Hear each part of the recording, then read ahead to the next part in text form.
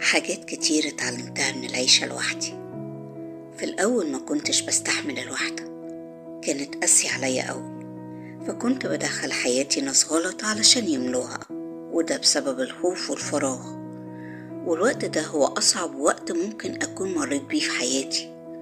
ومع مرور الأيام والسنين اتعلمت إن دخول الناس الغلط في حياتي كان درس قاسي، لكن اداني فرصة إني أقيم حدودي الشخصية وأحافظ على إنسانيتي.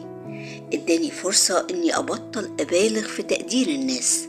استحالة أجي على نفسي علشان حد.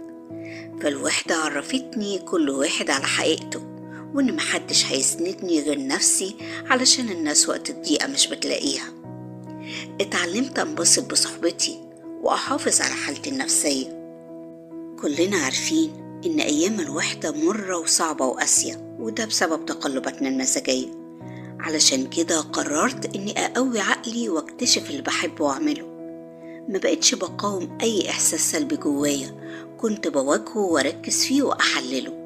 كنت بحتضن مشاعري، كنت دايما بفكر في حل أي مشاكل بطريقة إيجابية علشان أقدر أكمل حياتي. بصراحة الحياة قصيرة، مش مستاهلة إن الواحد يدمر مشاعره وصحته في ذكريات الماضي. فلازم نتعلم من الماضي علشان نقدر نعيش مستقبل أحسن.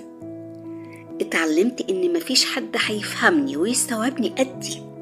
بطلت أدور على حاجات خارجية تحل مشاكلي الداخلية، بقيت بحل لنفسي مشاكلي. حقيقي بقيت مستمتعة بكل حاجة بعملها، حتى لو عملت أكلة بحبها. صدقوني، مفيش أحلى من الهدوء